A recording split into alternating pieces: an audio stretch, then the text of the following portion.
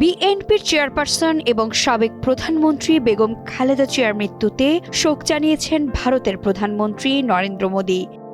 ৩০ December মঙ্গলবার সকাল 10:30টার দিকে নিজের ভেরিফাইড ফেসবুক অ্যাকাউন্ট থেকে দেয়া এক পোস্টে তিনি আন্তরিক সমবেদনা জানান।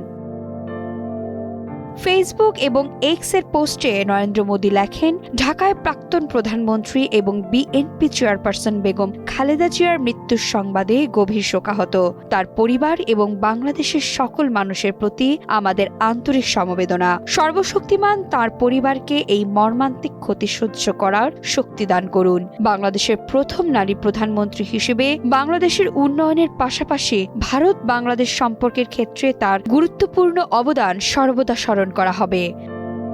২০১৫ সালে ঢাকায় তাঁর সাথে আমার উষ্ণ সাক্ষাতের কথা আমি স্মরণ করি। আমরা আশা করি তার দৃষ্টিভঙ্গি এবং উত্তরাধিকার আমাদের অংশীদারিত্বকে পরিচালিত করবে। তার আত্মা শান্তিতে থাকুক।